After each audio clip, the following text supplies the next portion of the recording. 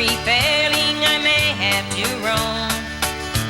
Dear God, how I'd hate to leave my dear home, but each night in memory, sure I'll see it still. My Burgeo home 'neath the maiden tea hill. My Burgeo home, that heaven of mine, the home of my parents, so loving and kind. I love them so, and I always will. And my Burgeo home 'neath the maiden tea hill.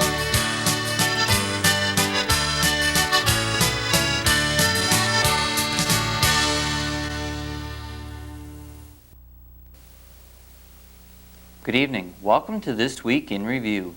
Tonight's stories include Oh yeah, I would like to see it.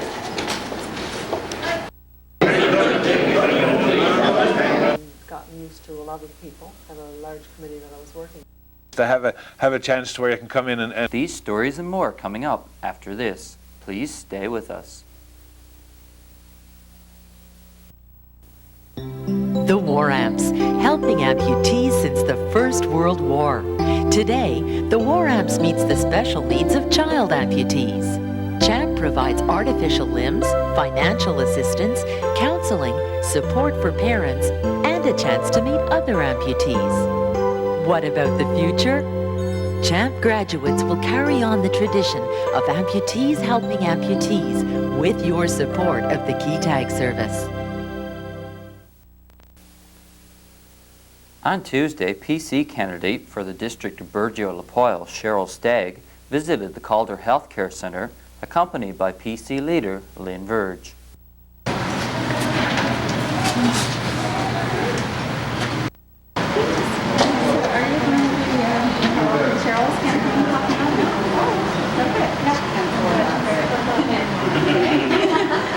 Okay, so we're going to have a bit of a tour now. So see you later on. Okay, great.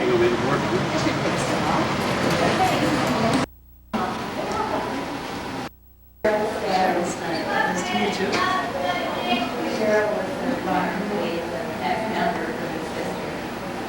We take one time off a little bit. Not very much. That's why I came here today. So I would keep this place open and meet people. That's what you do right for me on the conversation.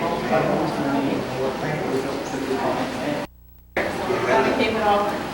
We gotta be a cool staff there. We can keep it open.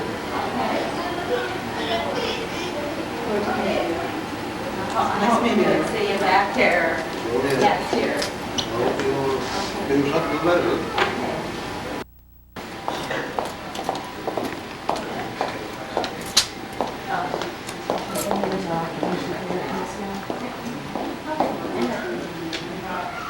No. I need to, yes.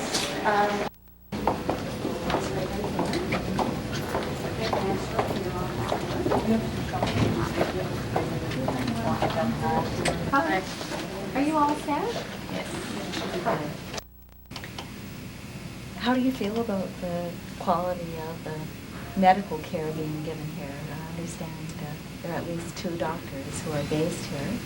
I haven't met them yet. They've been here for 4 years, I understand.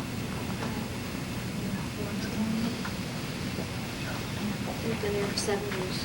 Okay, 6 so to 7 years. that's a long-term commitment, isn't it? And they are planning to stay if this don't close, because they haven't fixed anything about it. But, you know, that's another big fear that we have. If this place closes, you're not going to get a doctor. No, they're coming You know, down. to On Wednesday, Liberal candidates seeking the nomination for this district held a nomination meeting here in Burgeo.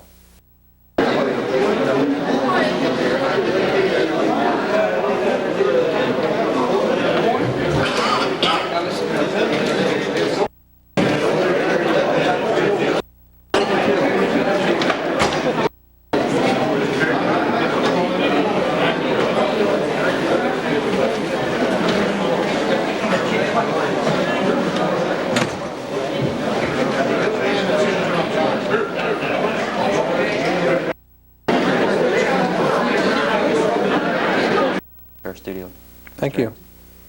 Can you tell us why you decided to seek re-election in the new district of Burgeo-La Well, of course, the existing district that I represented for the last 7 years or so, the majority of that district is included in the new district, and my decision to continue on with politics and to seek this nomination and hopefully represent the people of the new enlarged district is a continuation of a career that I started at a young age, at the age of 26 when I was first elected, and to take it from there and to try to do, on behalf of the constituents of the district, the job that I'd started out to do, which was to represent them to the best of my ability and to look after district matters for individuals throughout the district on the same basis.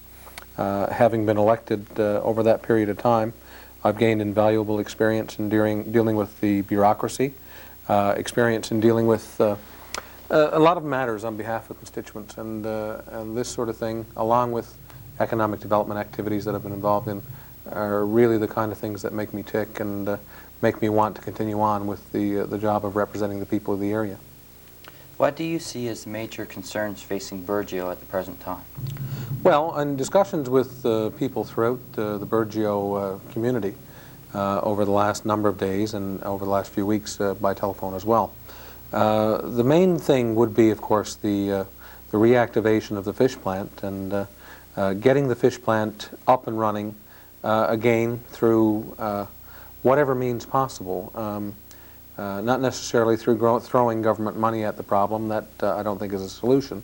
A solution has to be worked out with an operator for the plant, and currently there is an operator in there that, from what I know, there's a proposal in the works, and that support of that proposal by me as the incumbent member and on behalf of the people of the area is something that I would certainly seek to do if nominated for the Burgeo area as well as the rest of the district. That's a key area. Other economic development activities as well. Looking at Burgeo, you know, a key thing over the last number of years has been the highway and the development of Burgeo as a part of the overall highway infrastructure in the province is a key thing that has helped us all become closer. And I think the one key area that's probably missing now is good and easy access to the information highway. And of course you as the broadcast system here are a key part of that information superhighway as it evolves in the future.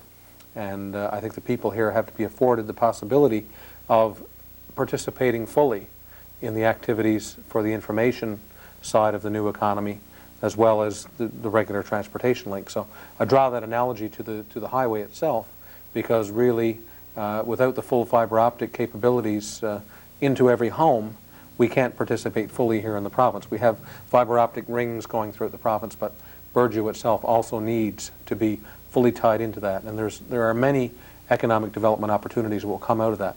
Not the kind of thing that can replace the number of jobs that you have currently, people who are under the TAGS program who would have been working at the fish plant, but a significant number of jobs can be had through new opportunities in that kind of economic development activity tied into the new economy through telecommunications. Okay, one issue that residents of Burgeo consider very important at the moment is the issue of health care here in Burgeo. Do you think that government can justify closing the Calder Healthcare Centre? No, I don't think it can. Really, when I first found out about the issue and the information was brought to people's attention by the mayor of Burgeo, I undertook to speak with him about it. And since that time, I have been having discussions with Premier Tobin, even prior to his being sworn in as Premier, about the issue. And certainly, as far as I know, one of the decisions that's been taken is the approach will not be to go into a full and thorough cost-cutting exercise which may end up seeing facilities closed at this stage. It has to be looked at in a totally balanced way to try to maintain the existing institutions on the West Coast in their current form and then seeing how things can be shared throughout the different institutions. So I don't think you'll see as radical cost-cutting measures considered, because this exercise, if you know how it all unfolded, was being done on the basis of a balanced budget approach to the budget for next year. It's already been stated very clearly by Premier Tobin that there will not be a balanced budget this year. As much as we might try, we may not be, it may be impossible to balance. So there will have to be some borrowing. Based on that scenario, we don't go from this level of government expenditure down to that level. We would have to go from the current level of expenditure on a very gradual basis down to improve the overall expenditures that we make and improve the efficiencies. So we have to seek the efficiencies, but institutions such as the Calder Center here would have to, of course, absorb whatever level of system-wide cuts that may have to be made. So it's not to say there will be no cuts, and it would be foolish for anyone to suggest that you cannot cut some of the waste out of the system. But we do have to have a new attention to trying to do it in such a way that healthcare does not suffer the full brunt of cuts. And that if you take that into account, plus looking at the fact that we know we can't balance the budget, and we have to take a very considered approach to how we are going to move forward with any healthcare cost cutting in the overall scope of things. So I don't think Burgeo will be closed. I don't think that's in the works at all. This was a scenario put forward by a board that was analyzing a specific financial proposal. And the government that would look at that and then allow that to be implemented, I think, would certainly be run out of office very quickly. So really, I don't think it's in the cards, and I think Premier Tobin, when he visits Burgeo, will certainly clear up this issue once and for all. You also mentioned the fishery. Do you see the fish plant here in Burgeo as playing a part in the fishery of the future? Very much so. Burgeo is, of course, a place where the fishery has been the key to its existence over the years. Some people say that you know, Burgeo's existence with the plants over the years and operations here through fishermen and plant workers is you know, one of the largest centers along the coast, and at one time an isolated area that had significant fishery participation. The fish plant here is certainly, with the current operator that you have, and you know, the potential for getting it up and running, is something that I intend to work very closely with government officials federally and provincially to see to it that any proposals that are brought forward to reactivate the Burgeo plant are carried through. It's the kind of thing where you know, the community can go after other economic development opportunities, but really those are limited. You're not going to be able to take a significant large industry from somewhere else and move it to some section of Newfoundland or Labrador, for that matter, because it just doesn't happen. As much as it's been tried, people know that there are failures in that kind of approach to economic development. We've got to try a small business approach to economic development activity. If people are interested in starting their own business, trying to develop some exportable products and opportunities that will provide employment, that's fine for the creation of small pockets of work.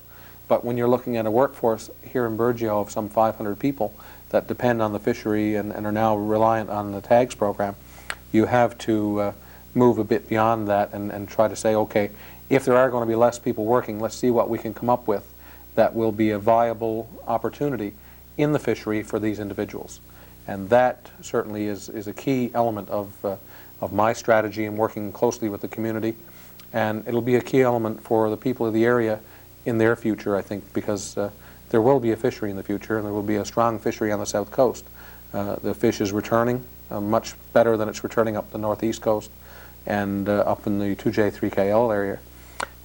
So I think there will be a rebound for the benefit of the people of Burgeo. I'm just hopeful that we're able to capitalize on it with the private sector funds that are necessary to operate the facility, with the government policy directives that will allow it to operate, and with representatives such as myself pushing for the benefit of the people of Burgeo to see to it that their future does have a role in the fishery of the future. Do you feel that the residents of Burgeo are going to suffer as a result of the new electoral boundaries? I really don't think so. The electoral boundaries were created and the way it was structured was done entirely on the basis of a population figure. So what they did was they started with a certain boundary and then moved around the province. And what they did with Burgeo and Lapoille, one time, I think when there were 42 districts, it was a Burgeo and Lapoille seat. Now the difference is that they have 4 seats in Labrador. 2 of those are smaller than normal, but other than that, the other 2, the 2 larger seats up there, are a certain quotient, and then the rest of the island is based on that quotient of the 2 other Labrador seats, the 2 urban Labrador seats. I can't really see it suffering. I mean, unless people were to craft a scenario where they were to say that the rest of the district, with Port aux Basques as a larger community, there would be some suffering there because Port aux Basques would get what Burgeo wouldn't. I know that a lot of people have that kind of concern. I want to put their fears to rest. You know, that any person who's seeking political office will certainly, and I give this commitment that I will certainly seek to represent the people of Burgeo in the way that they've been represented in the past, the way that they demand to be represented, which is to be here on a regular basis, having clinics where they can come and visit the member, getting out around to see the people if they want me to visit them and discuss issues. I mean, on a regular basis now, for the people of my district, I deal with individual concerns 90% of the time. That's what most of my time is spent dealing with social services situations, situations with unemployment insurance, helping them with their business plans. All of these things are things that I spend my time on, along with the overall general issues such as the economic development activities that I worked on behalf of the people of my area. So with Burgeo included in that, I would hope that, you know, we'd have a bigger voice because we have more people in the full district, and it's a much better social fabric to have the different views and opinions of people in the different communities. And Burgeo can only add to the overall benefit, I think, of the district of the new district of Burgeo and Lapoille. And I think Burgeo can also benefit from the representation that I've provided in the past in knowing how government functions, dealing with bureaucracy, and the experience that I've gained in the last 7 years as a representative of the people of the area. Okay, Mr. Ramsey, is there anything else that you'd like to add? Well, just that I'd hope that the people of the area, when I get a chance to meet with them further, if I'm successful in the nomination, to feel very open to contact me at any time. The toll-free number for my office is 1-800-518-9479, and we accept calls there. And after hours, we do have the message manager which takes calls. Also, my home numbers will be available to the people of the area. I'll certainly have them placed on the bulletin boards for people at any time that I'm visiting the area. I'll certainly let them know through the broadcast system. And just to let people know that oftentimes in politics, you're not the what some of your opponents make you out to be. I know that there are some of my opponents who would say that he's not a good district man. I mean, you have to understand where this is coming from. If it's coming from opponents of yours, that this is just one way that they'll build themselves up by putting you down. And that kind of thing doesn't go very far with, with the electorate, I don't think. Eventually it's found out how you behave with the people that you represent. And I was elected first in 1989 with a very solid majority. I doubled the majority again in 1993 with double the number of votes ahead of my nearest opponent. And this time around, with the experience and the activities that I've undertaken on behalf of my constituents, I would hope that, granted the nomination, if I'm successful with that I would be able to go on to electoral success and give people of this area a very solid voice in St. John's, in the capital, and also to be available whenever they need me for whatever it is that, because everybody's problem is important, everybody's concern is important to me, and everybody has an individual thing, and if they have criticisms about me, I certainly would take those criticisms face to face and one-on-one and deal with them, and would hope that I would be able to provide the kind of representation that the people here are used to and that they would expect from an elected member. Okay, Mr. Ramsey, we'd like to thank you for coming in and speaking with us today. Cheryl Stagg, PC candidate for the district of Burgeo-Lapoille, also stopped by our studio this past week to tell us a little about herself and her campaign. Speaking with me in the studio today, I have Cheryl Stagg, who is the PC candidate for the Burgeo-Lapoille district. Welcome to our studio. Thank you. Glad to be here. Can you tell us why you decided to run for the PC party in the district of Burgeo-Lapoille? Yes, I was asked that once already, not today. Primarily because I've done a fair amount of work down here in this area and gotten used to a lot of people, had a large committee that I was working with. Besides that, my husband's family roots are in Grand Bret, and I've spent some time there. Whenever I want to get away from it all, I go to Money Hole. I really enjoy my time there. So really, when I have time in my personal life to do things that I relax with and enjoy most, this is the area I've always wanted to come to. So when I was approached to run in the election, several times I had been approached and said no, I wasn't interested at all, mainly because I was being approached from my own home area in Stephenville. And the last time I was approached, I said, you know, if I ever was interested, it would be in the Burgeo-Lapoille area. I got myself really tied up with the whole ferry problem last year, transportation problem, the education problems down here, certainly tourism, which I've been involved in for a long time, long period of time in the whole southwestern region. And I enjoy the people here, and I enjoy the atmosphere here. I really believe in rural way of life. I think that there is an attempt being made to dislodge a rural way of living, and by taking away so many services that you're going to leave people with no option but to move out. And I think that has to be fought against. I felt I could fight that better here than I could fight it in a district like Stephenville. What do you see as the major concerns facing Burgeo at the present time? Well, the two major critical ones right now certainly would be the hospital and fish plant. Without the fish plant in operation, you know, the whole economy of all the communities that feed into Burgeo is destroyed. You have to have that. And I visited the hospital today, and just even talking with some of the long-term care patients up there, and to see that that insecurity and that fear that they have.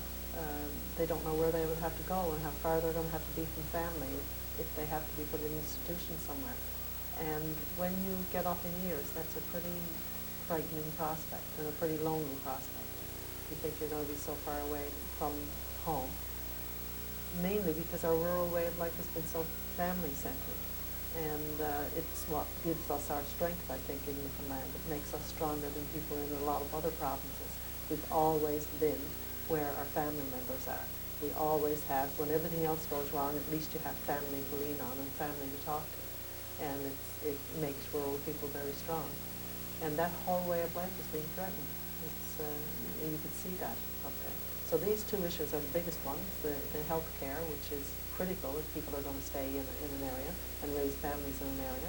They have to have their health care, and as you get older again.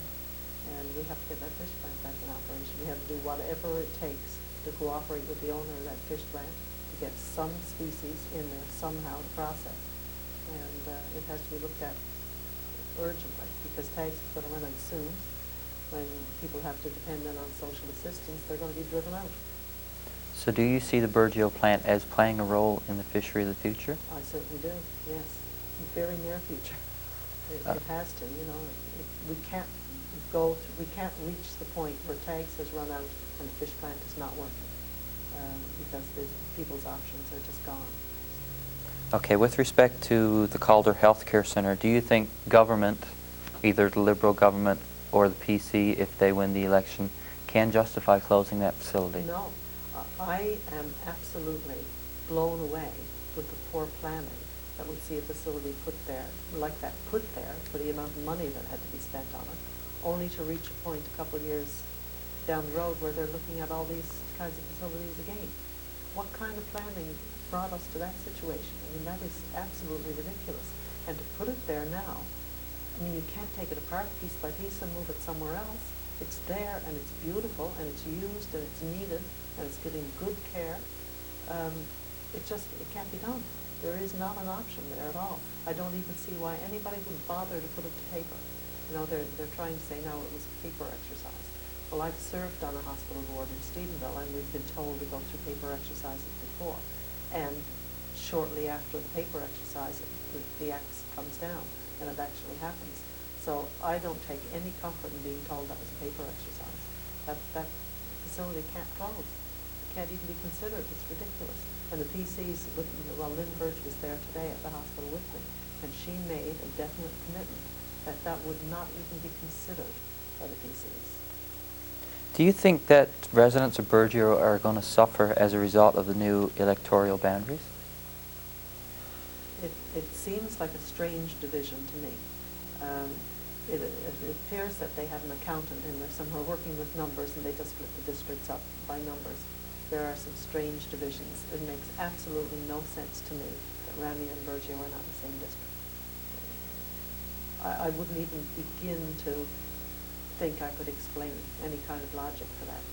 The only explanation is that they want equal numbers of numbers. Burgeo being in with say, Port Basque area rather than in Stephenville area may create some problems because the zones have been divided up differently. In the meantime, there is, if we can ever get the transportation system back on an even keel, at least the connection, the stronger connection can be along the coast.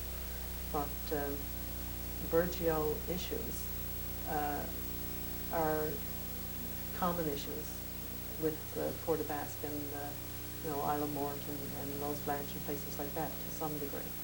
So it's not that it's so entirely different here, and the issues are so entirely different that we can't manage to make it work as a district. But I'm saddened that Ramley is not in it. Okay, is there anything else that you would like to add? I think that there's a considerable amount of tourism development that can be done down here because people are looking for this relaxed kind of life, the rural kind of life, when they're people who live in cities and are so tied up in traffic snarls and the hustle and bustle of cities, leaving home at 6 o'clock in the morning and not getting home till 8 o'clock at night and that sort of thing. They live in that atmosphere for so long that when they get away, they want to come to an area like rural Newfoundland. And we have to somehow create a better image for the Caribou Trail than there is now. It used to be the Burgeo Road, oh my God, stay away from it, especially in winter. Well, the Burgeo Road in winter can be a beautiful experience for somebody who wants to see a herd of caribou, for example.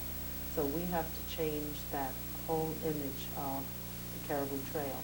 As far as I'm concerned, it's an all-season ecotourism experience at its very best.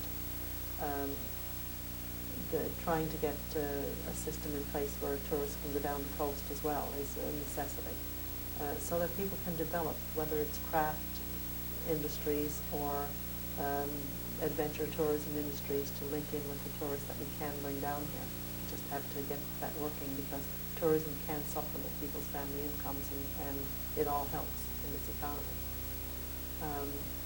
Education is a bit of a problem. We have some education issues that have to be addressed.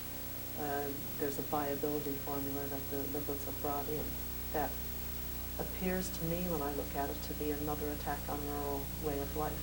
If you look at viability in the school system and start eliminating schools the way they're planning to now, there's a lot of schools in rural Newfoundland going to disappear. And again, there may be an impression out there that if you go to an all-grade school, you're not going to get the same quality of education as you would if you were bused to a high school somewhere and you had all the proper labs and that sort of thing. Well, I mean, we've had some pretty good leaders come out of some of the small communities on the coast of Newfoundland who went to two-room schools with all grades in them. So it's not necessarily the case. And there shouldn't be a big rush to get into disposing of these systems. The UI cutbacks are deadly for rural Newfoundland, and the province has to lead the fight against it. I guess the federal members that we've had haven't been successful. They either don't believe that it's going to hurt, or else they haven't fought it enough. So certainly the province has to take the lead in making sure these changes don't devastate rural Newfoundland, as they will when they're brought in. And also the information on those UI cuts is not out in the rural communities the way it should be. When people start understanding what's going to happen there, they're going to there's going to be a rude awakening there. I should just check my notes now on a couple of the other issues. Tags problems, the continuing tags problems, I guess, is another issue. I'm a little bit concerned as well about the development mentality, or lack thereof, of the present administration. I'm a little worried that people like the professional craft development specialist, we don't have one for this area anymore, and the job is not being filled even though everybody else in the province has one. I'm concerned that the development associations were closed down under the guise of this plan to put the zonal boards in place. The zonal board for this area has been up and ready to go for quite a while, and funding hasn't been given to them. So they're at a standstill. I'm not sure that the next announcement is not going to be, oops, sorry, we have no money. So you have no development association, you have no zonal board either. I was tourism development officer, that position has been eliminated, and there are people in St. John's who are now covering the responsibilities that I have. So by the time you take away healthcare, you downgrade the transportation system, you take away or downgrade the education system, you take away the development associations, you cut municipal funding. After a while, what choice have you got to do except fold up your tent and leave? You know, that is my real concern, and I can fight it best by representing a district like this that I understand. I think I understand the issues really well here, and I believe in rural way of life here. I'm really, really concerned. I guess that pretty well covers the ones now that I have on the top of my list.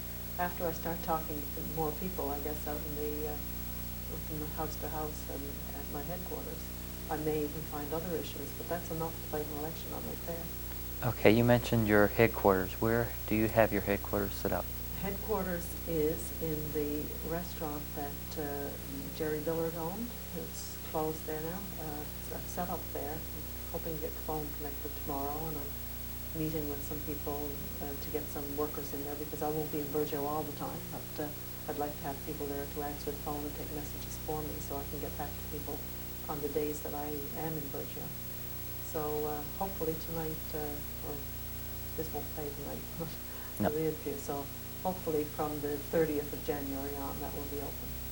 Okay, do you have a campaign manager in place in Burgeo at the moment? I've got some meetings tonight now to meet with some past supporters of PC Party, which is another point I want to make, I guess. I don't really care if people are PC or Liberal, that's not the point. I don't think in this election, I'm more concerned with representing people than I am in representing people who are PC or people who are Liberal. And these issues are common to everybody. I would like to be able to talk to everybody, no matter what party they followed in the past, just to make sure all the right questions are asked during this campaign. If I succeed in nothing else, if at the end of 3 weeks I'm back where I started, at least I will have brought some questions forward that need to be answered, and being the candidate puts you in a position where you can ask them a lot more vocally and loudly, I guess. And that's one of the things that drove me into the campaign, I guess. But I'm a little disturbed when I see that, it's almost 2 levels of competition. You have the semifinals and then you have the finals.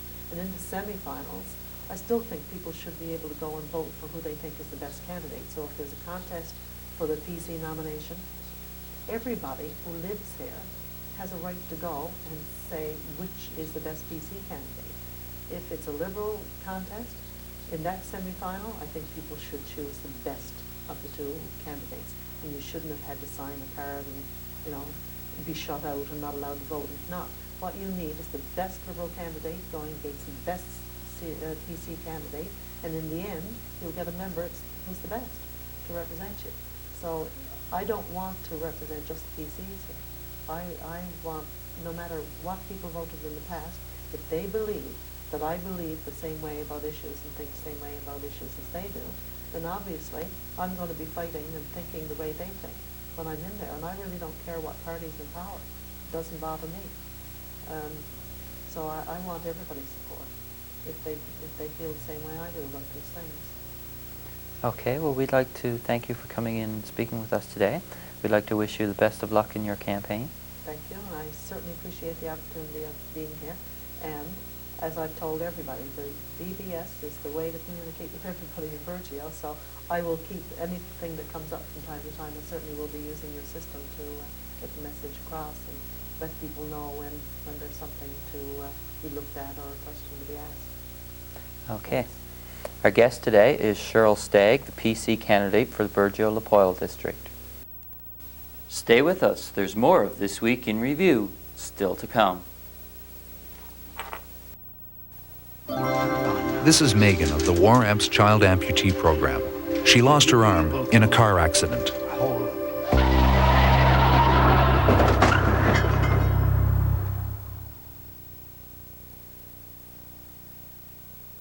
How would you feel if you had been the driver who hit her? Let's all drive safe. A message from the War Amps Drive Safe program. As part of their language course, the grade 6 students at A.J. Matthews School made models of aircrafts. These students showed us their aircraft and told us a bit about their planes and why they decided to make them. Hello, my name is Aaron Roxon, and the name of my plane is the Sea Harrier. I chose this plane because it's the only airplanes that could take off vertically, thanks to these fan turbines over here, these engines. I made 2 models of it, and the first one I kind of messed up on it, so my mom and dad helped me on the second one. Thank you.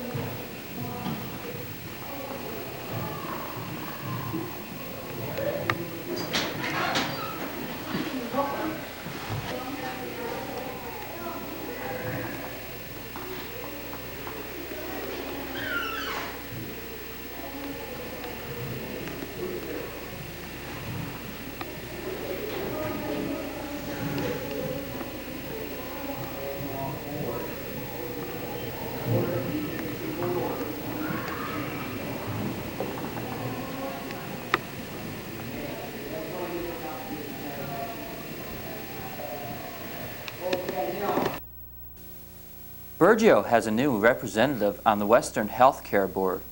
Mr. Norm Marsden has been appointed by the Minister of Health to the board.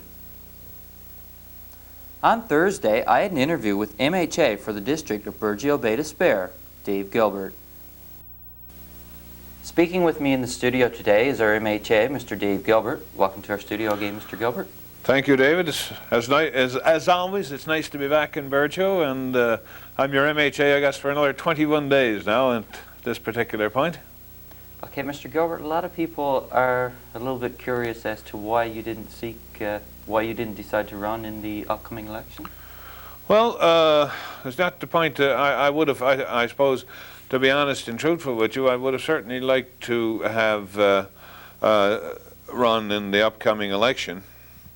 But we just weren't ready for it, and with the policy of the Liberal Party, as you know, that the nomination meetings, if a nomination meeting is held, the only people that can vote in a nominating meeting are the people that have been members of the Liberal Party, in other words, signed up as card-carrying Liberals 21 days previous to the call of the nomination meeting or to the call of the general election.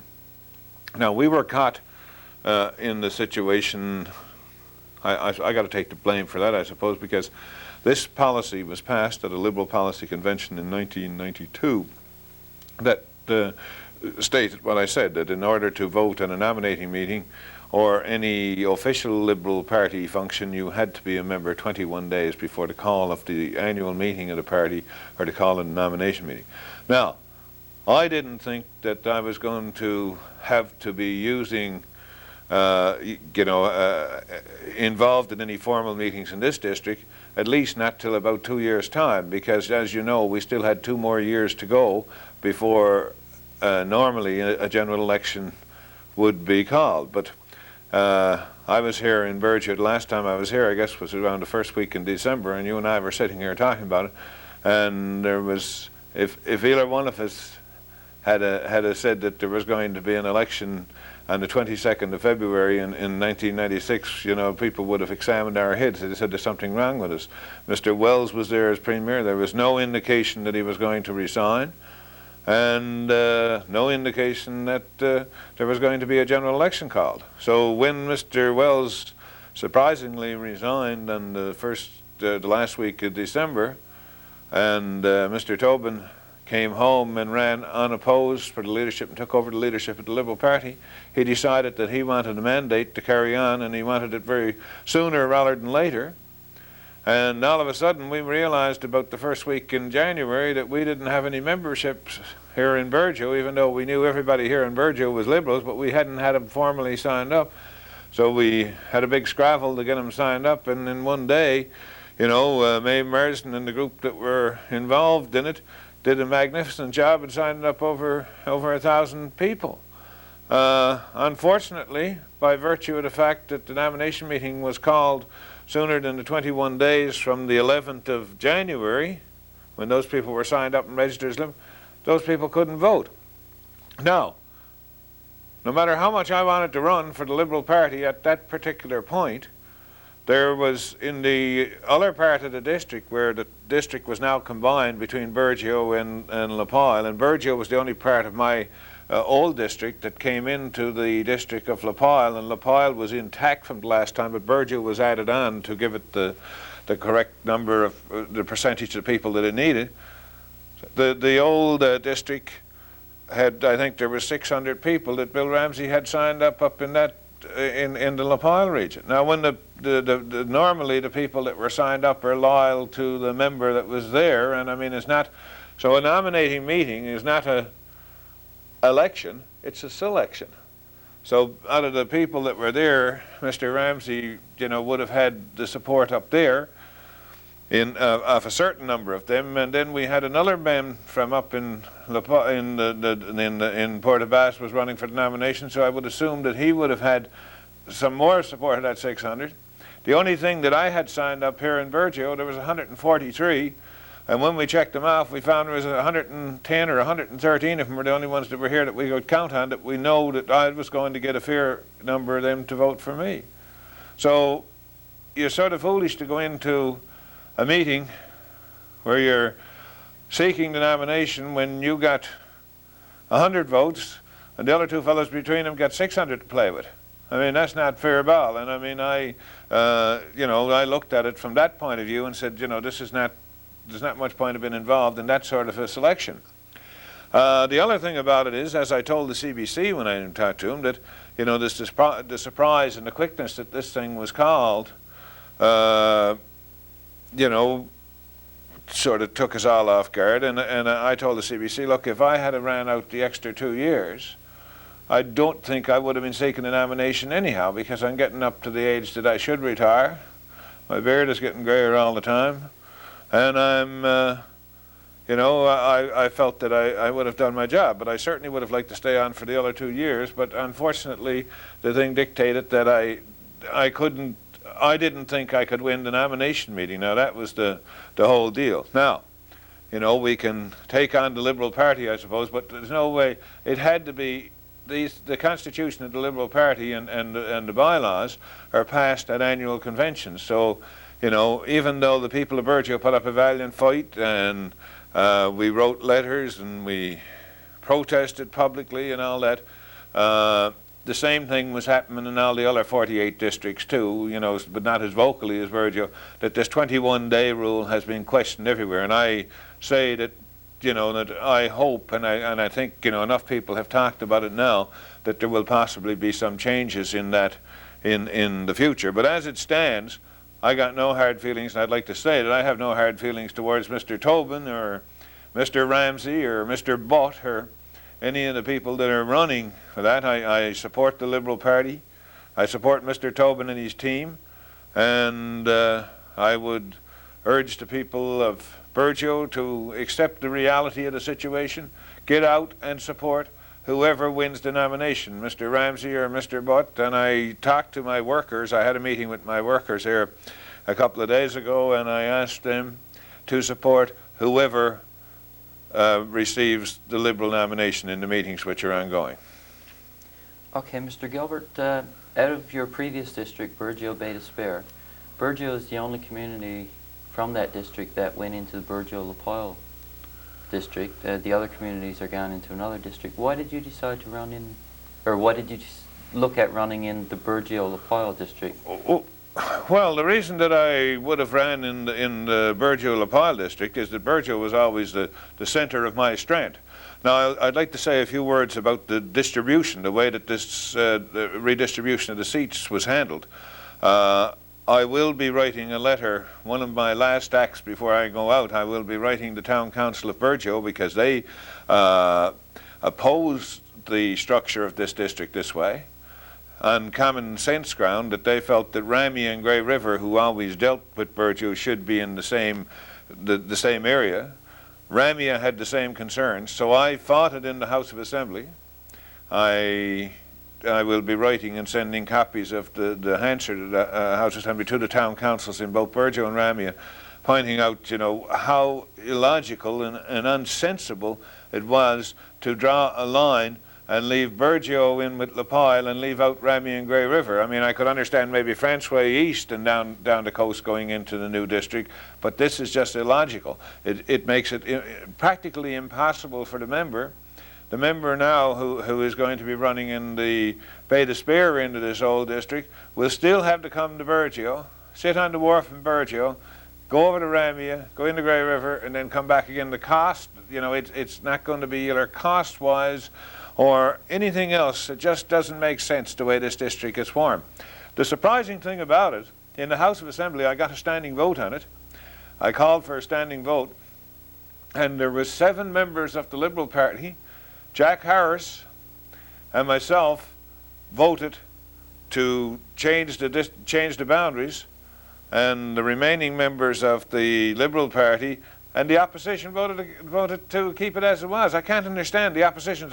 They had a chance to defeat a government motion and change the boundary and make some sense to it, but they sat on their hands, and that's the sort of leadership that you're getting from the likes of Mrs. Furge, you know? Okay, so Mr. Gilbert, what are your plans now once you retire from politics? Well, as I told some people here as I've been going around, I've told the people that I'm, 60 years old. I have some health problems that, thank God, although serious, they haven't impeded my progress. I'm going to take it a bit easy. I'm going to spend some time playing with my grandchildren. I'm going to spend some time out on my boat out in North Harbour, out in Placentia Bay.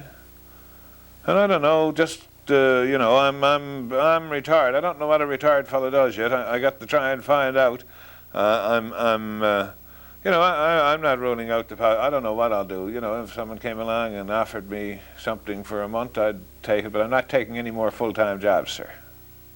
Okay, Mr. Gilbert, is there anything else you'd like to add? No, David, only just that I would like to thank the people of Burgeo.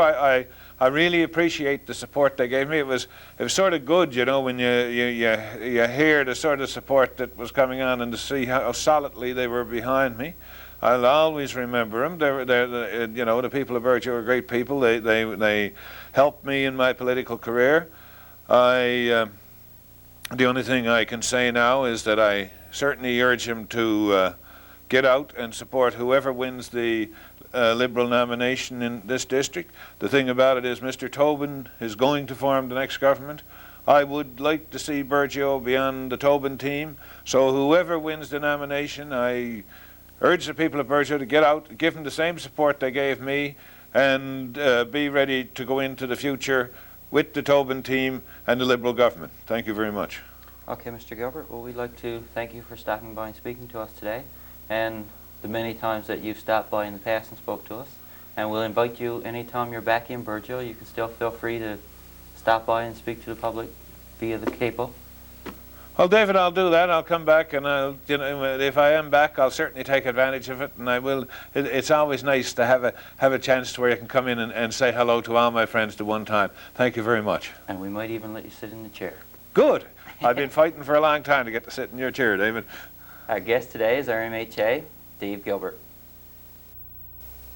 Stay tuned for more of This Week in Review, including pictures of some dogs at the Bay St. George SPCA that need good homes. Meet Gregory, a very active 5-year-old. He is the proud owner of artificial legs designed for swimming, thanks to donations to the War Amps Champ program. As Gregory grows up, Champ will be there to meet his special needs, replacing his artificial limbs as he gets bigger, counseling, and the chance to meet other amputees his own age. The War Amps, making the system work for child amputees. The Bay St. George SPCA currently has 35 dogs and 18 cats that need good homes.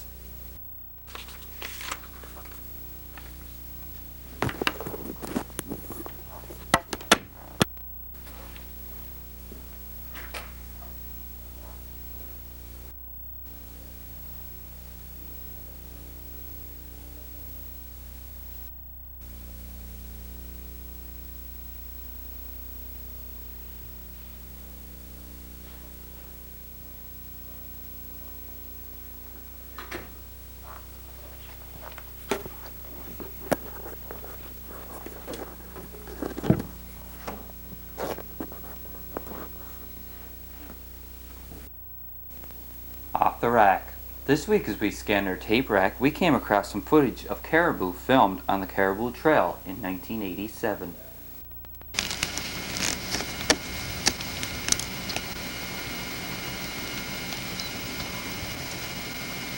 Big steak.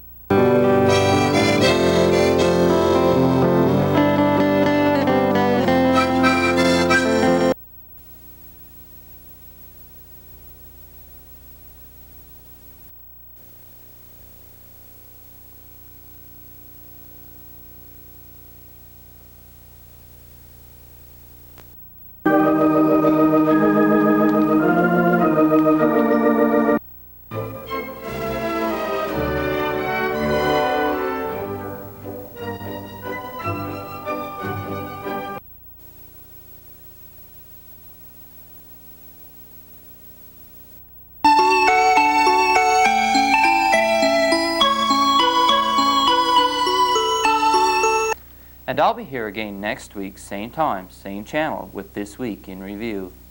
Next week's program will be followed by Rob Pink and Reg Piercy from our friends at Ramia Broadcasting. Please stay tuned now for the bandwagon. For This Week in Review, I'm Dave Cooper. Good night.